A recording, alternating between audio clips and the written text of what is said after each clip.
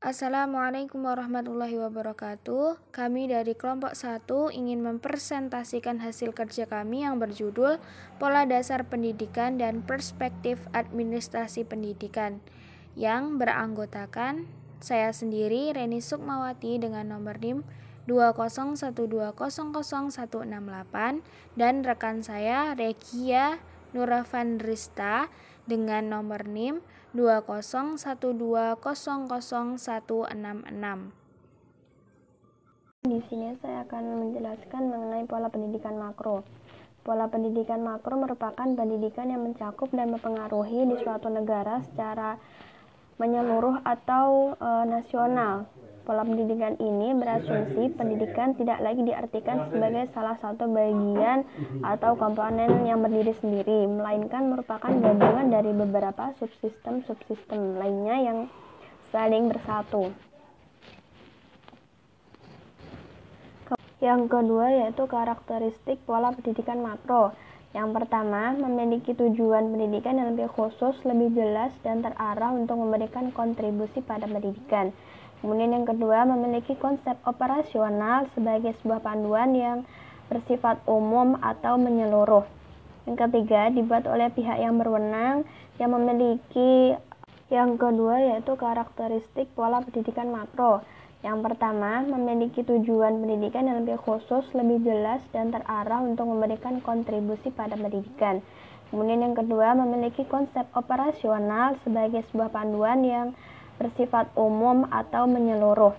Yang ketiga, dibuat oleh pihak yang berwenang yang memiliki kewenangan atau ahli dalam bidang ini.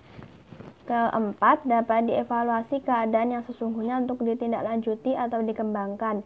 Jika mengandung kesalahan, maka harus segera diperbaiki. Yang terakhir, karakteristik pola pendidikan makro yaitu memiliki sistematika pola yang jelas menyangkut seluruh aspek pendidikan yang ingin diatur olehnya.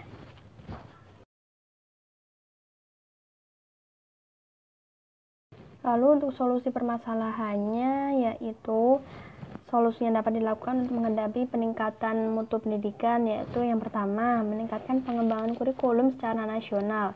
Kemudian mengadakan buku-buku pelajaran pokok bagi murid dan buku-buku pedoman bagi pendidik.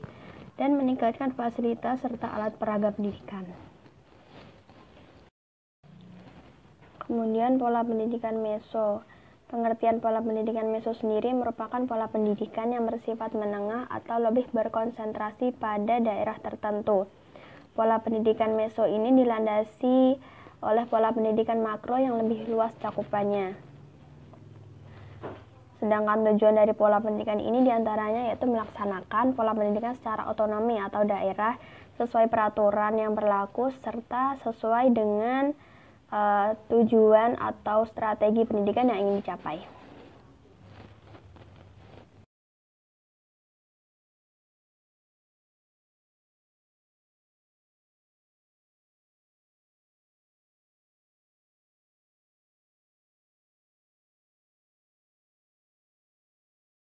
Untuk karakteristik pola pendidikan meso tidak jauh berbeda dengan karakteristik pola pendidikan makro, yaitu memiliki tujuan pendidikan yang khusus juga, kemudian lebih jelas dan terarah untuk memberikan kontribusi pada pendidikan.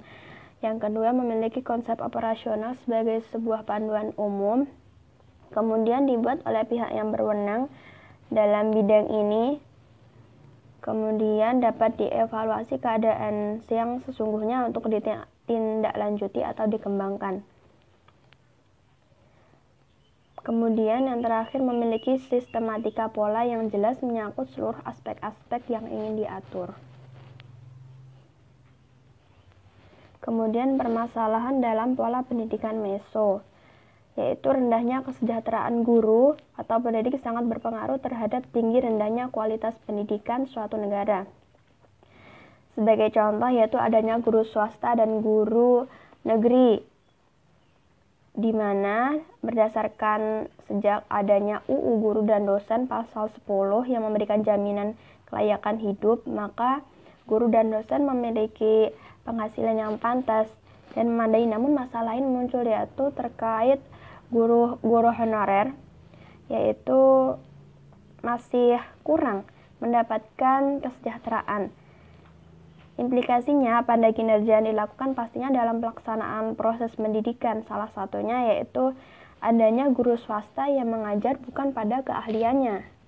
Solusi permasalahan pola pendidikan meso. Solusi yang dapat dilakukan untuk menghadapi permasalahan rendahnya kesejahteraan guru antara lain dengan memberi reward dan punishment kepada pendidik serta menjamin kesejahteraan hidupnya.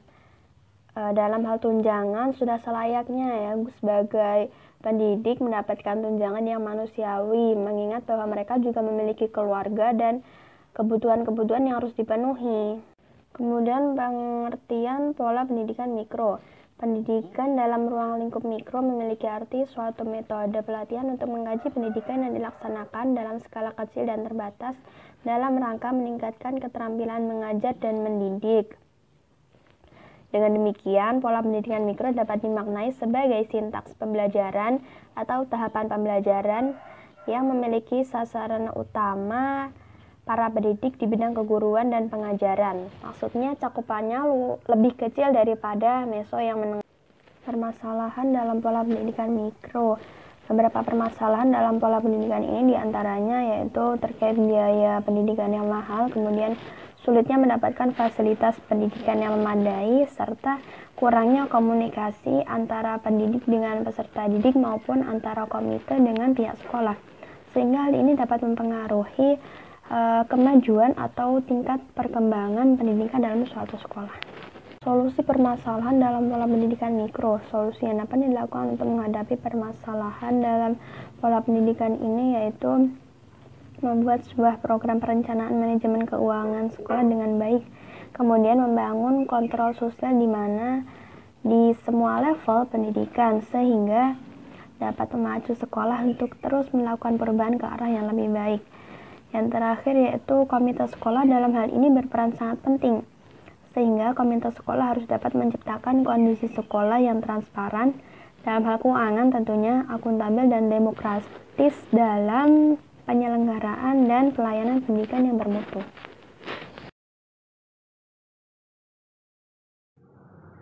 Perspektif administrasi pendidikan.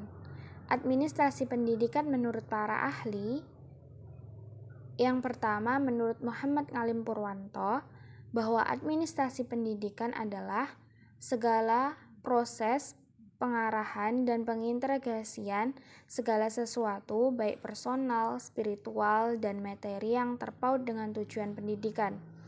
Yang kedua, menurut Supardi, administrasi pendidikan adalah semua aspek kegiatan untuk mendayagunakan berbagai sumber secara optimal, relevan, efektif, efisien, guna menunjang pencapaian tujuan pendidikan. Yang ketiga, menurut Sutisna, administrasi pendidikan adalah keseluruhan proses di mana sumber-sumber manusia dan materi dibuat tersedia dan efektif bagi pencapaian, maksudnya organisasi secara efisien. Yang keempat, menurut Daryanto, administrasi pendidikan adalah suatu cara bekerja dengan orang-orang dalam rangka usaha mencapai tujuan pendidikan yang efektif.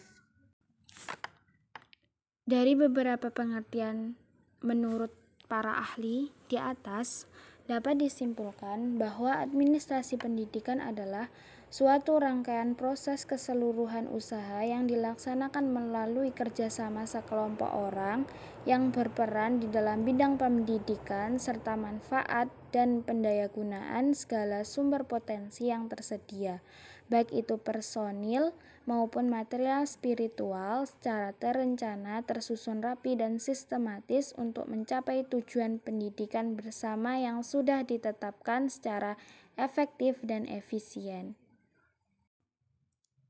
Ruang lingkup administrasi pendidikan. Yang pertama adalah administrasi personalia sekolah. Administrasi personil sekolah adalah administrasi yang menyelesaikan berbagai masalah kepegawaian dalam suatu lembaga atau badan usaha.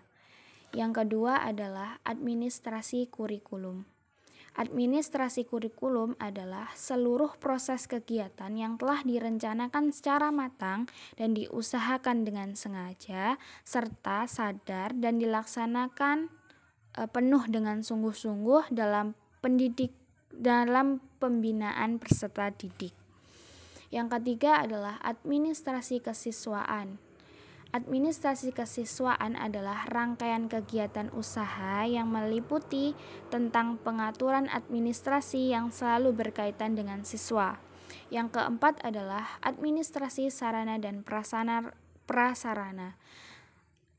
Administrasi sarana dan prasarana adalah seluruh aspek dan komponen pendidikan yang terdiri dari sarana prasarana secara langsung maupun tidak langsung untuk menunjang proses pendidikan dalam rangka mencapai tujuan pendidikan secara optimal. Yang kelima adalah administrasi keuangan dan pembiayaan. Administrasi keuangan dan pembiayaan meliputi usaha atau kegiatan mengatur dan memproses urusan keuangan pendidikan. Yang keenam adalah administrasi perkantoran atau juga biasa disebut tata usaha pendidikan atau TU.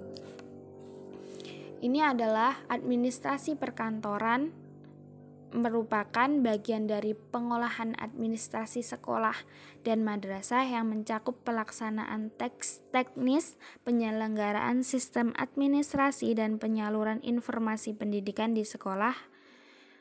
Administrasi perkantoran atau TU meliputi surat masuk dan keluar, catatan buku tamu, buku-buku patungan terkait penyelenggaraan pendidikan. Yang ketujuh adalah administrasi unit penunjang pendidikan. Itu meliputi seperti pramuka, olahraga, bimbingan konseling, UKS, dan kayak di bidang kesenian gitu. Yang ke-8 adalah administrasi layanan khusus, meliputi konsumsi peserta didik, layanan antar jemput peserta didik atau seperti angkot, dan bimbingan khusus di rumah atau les lah.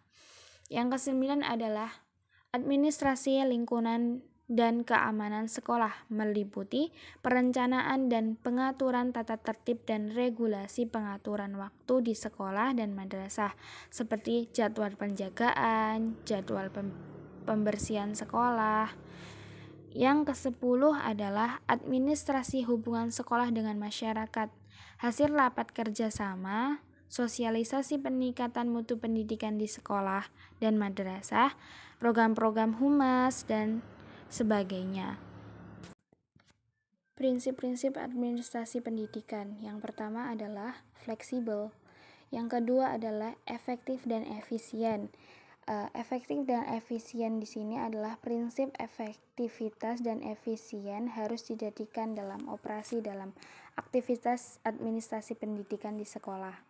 Yang ketiga adalah memiliki orientasi kepada tujuan, atau semua kegiatan pendidikan harus memiliki otoritas kepada tujuan pendidikan yang akan dicapai. Yang keempat adalah kontinuitas. Yang kelima adalah pendidikan seumur hidup. Apa itu pendidikan seumur hidup? Sekolah bertugas untuk membina pengetahuan dan keterampilan yang dapat dimanfaat secara langsung oleh siswa setelah mereka lulus dan mempersiapkan siswa untuk memiliki nilai, sikap, dan kemampuan terus untuk belajar. Dan maksud dari pendidikan seumur hidup ini nggak harus dilaksanakan di sekolah, tapi bisa dilaksanakan di masyarakat ataupun di mana.